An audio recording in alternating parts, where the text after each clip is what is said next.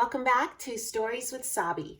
Tonight we are going to be reading Horton Hears a Who by Dr. Seuss.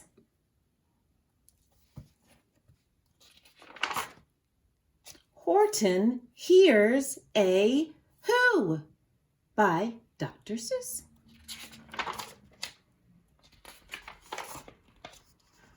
On the 15th of May, in the jungle of Nool, in the heat of the day, in the cool of the pool, he was splashing, enjoying the jungle's greatest joys, when Horton the elephant heard a small noise. So Horton stopped splashing. He looked toward the sound. "Well, that's funny," thought Horton. "There's no one around." Then he heard it again, just a very faint yelp, as if some tiny person were calling for help. "Well, I'll help you," said Horton. "But who are you? Where?" He looked and he looked. He could see nothing there but a small speck of dust blowing past through the air. "I say," murmured Horton, "I have never heard tell of a small speck of dust that is able to yell. So, you know what I think?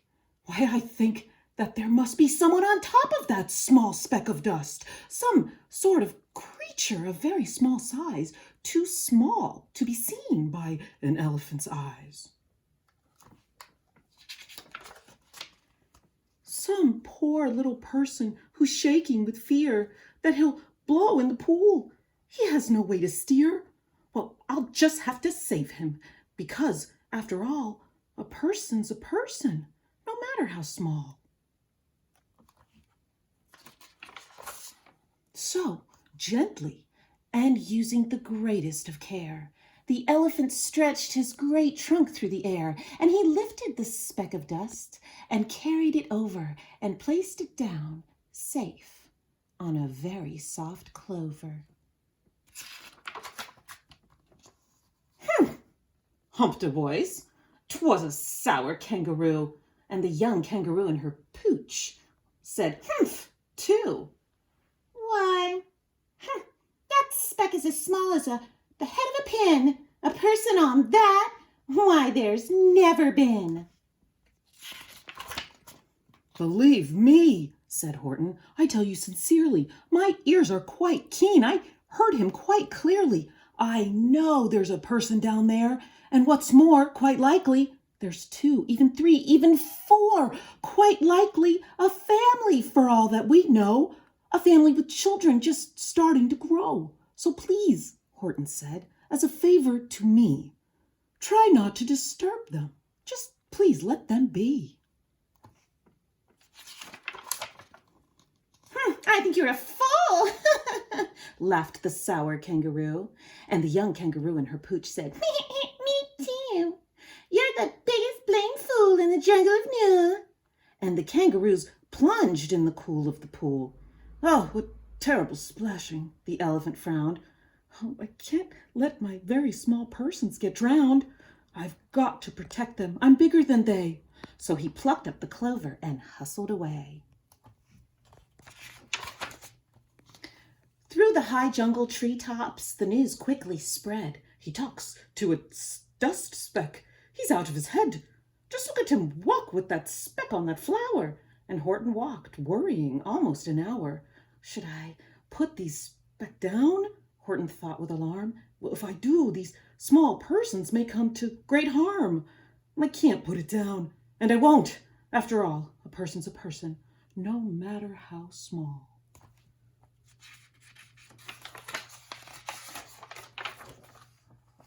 Then Horton stopped walking. The speck voice was talking. The voice was so faint he could just barely hear it. "Speak up, please," said Horton, and he put his ear near it. "My friend," came the voice. "You're a very fine friend. You've helped all of us folks on the dust speck to no end. You've saved all our houses, our ceilings and floors. You've saved all our churches and grocery stores." "You mean," Horton gasped, You have buildings there too? Oh, yes, piped the voice. We most certainly do.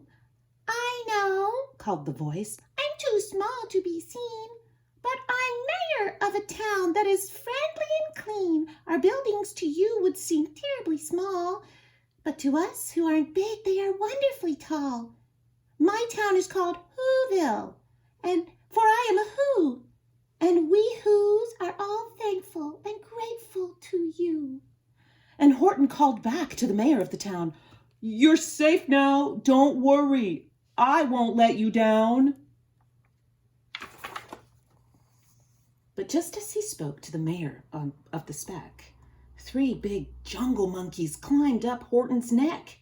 The Wickersham brothers came shouting, What rot? This elephant's talking to Whos? Who are not? They aren't any Whos, and they don't have a mayor, and we're going to stop all this nonsense. So there! They snatched Horton's clover. They carried it off to a black-bottomed eagle named Vladikoff, a mighty strong eagle of very swift wing, and they said, Will you kindly get rid of this thing? And before the poor elephant even could speak, that eagle flew off with the flower in his beak.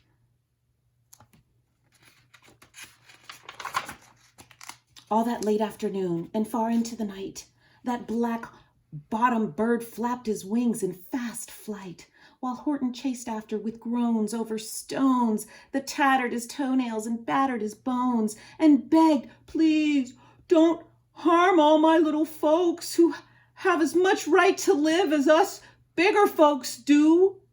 But far, far beyond him, the eagle kept flapping, and over his shoulder called back, "Quit ya yapping. I'll fly the night through. I'm a bird, I don't mind it, and I'll hide this tomorrow where you'll never find it." At 6:56 the next morning he did. It sure was a terrible place that he hid it. He let that small clover drop somewhere inside of a great patch of clovers 100 miles wide. "Find that," sneered the bird. "but I think you will fail." And he left with a flip of his black-bottomed tail. "I shall find it," cried Horton. "I'll find it or bust. I shall find my friends on my small speck of dust, and clover by clover, with care." And he picked up and he searched them, and he called, "Are you there?" But clover by clover by clover, he found that the one that he sought for was just not around. And by noon, poor old Horton, more dead than alive, had picked and searched and piled up 9,005. Then on through the afternoon, hour after hour, till he found them at last, on the 3 millionth flower. "My friends," cried the elephant, "tell me, do tell, are you safe? Are you sound? Are you whole? Are you well?" From down on the speck came the voice of the mayor. "We really had trouble, much more than our share. When that black-bottomed birdie just let go and we dropped, we landed so hard that our clocks have all stopped, our teapots all broken, our rocking chairs smashed, and our bicycle tires all blew up when we crashed. And so please, Horton, please," pleaded the little voice of the mayor's. "will you stick by us? Who's while we're making repairs?" "Of course," answered Horton. "Of course I will stick. I'll stick by you small folks through thin and through thick." "Humph!" cried a voice. "For almost 2 days you've run wild and insisted on chatting with persons who've never existed. Such carryings on in our peaceable jungle, we've had quite enough of your big bellowing bungle, and I'm here to state," snapped the big kangaroo, "that your silly nonsensical game is all through." And the young kangaroo in her pouch said, Me too." With the help of the Wickersham brothers and dozens of Wickersham uncles and Wickersham cousins and Wickersham in-laws, whose help I've engaged, you're going to be roped. You're going to be caged. And for your dust speck, ha! That we shall boil in a hot steaming kettle of bezelnut oil. Boil it? Gasped Horton. Oh, that can't do. It's all full of persons. They'll prove it to you. Mr. Mayor, Horton called. Mr. Mayor, you've got to prove now that you really are there. So call a big meeting, get everyone out. Make every who holler, make every who shout, make every who scream. If you don't, every who is going to end up in a bezelnut stew. And down on the dust speck, the scared little mayor quick called a big meeting in Whoville Town Square, and his people cried loudly. Oh, they cried out in fear. We are here! We are here! We are here! We are here! The elephant smiled. That was clear as a bell. You kangaroos surely heard that very well. All I heard, snapped the big kangaroo, was the breeze and the faint sound of wind through the far distant trees. I heard no small voices, and you didn't either. And the young kangaroo in her pouch said, me neither.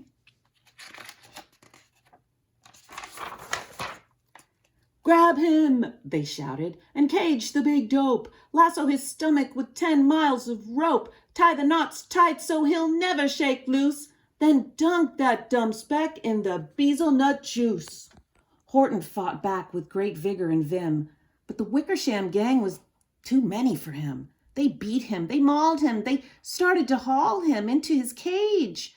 But he managed to call to the mayor, Don't give up, I believe in you all. A person's a person, no matter how small.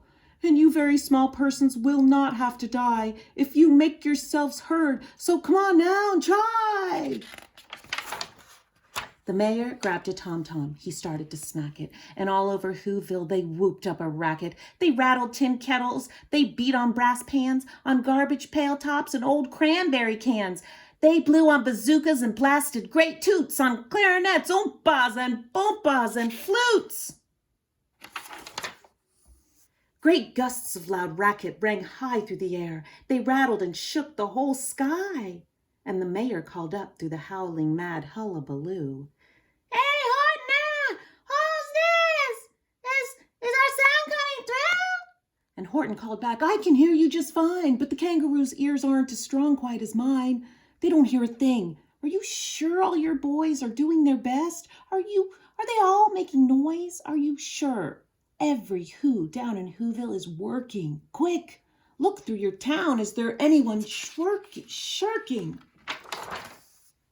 Through the town rushed the mayor from east to the west, but everyone seemed to be doing his best. Everyone seemed to be yapping or yipping, and everyone seemed to be beeping or bipping, but it wasn't enough. All this racket, ruckus and roar. He had to find someone to help him make more. He raced through each building. He searched floor to floor. And just as he felt he was getting nowhere, and suddenly about to give up in despair, he suddenly burst through a door, and that mayor discovered one shirker, quite hidden away in the Fairfax Apartments 12J. A very small shirker named Jojo was standing, just standing, and bouncing a yo-yo, not even making a sound, not a yip, not a chirp. And the mayor rushed inside, and he grabbed the young twerp. And he climbed with the lad up the Eiffelberg Tower. This, cried the mayor, is your town's darkest hour. The time for all who's who have blood that is red to come to the aid of their country, he said. We've got to make noises in greater amounts, so open your mouth, lad, for every voice counts. Thus he spoke as he climbed, and when they got to the top, that lad cleared his throat, and he shouted out, Yop! And that yop, that one small extra yop, put it over. Finally, at last, from that speck on that clover, their voices were heard. They rang out clear and clean, and the elephant smiled. Do you see what I mean? They've proved they are persons, no matter how small, and their whole world was saved by the smallest of all. How true! Yes, how true, said the big kangaroo. And from now on, you know what I'm planning to do? From now on, I'm going to protect them with you. And the kangaroo in her pouch said, Me too. from sun in the summer, from rain when it's fallish, I'm going to protect them, no matter how smallish.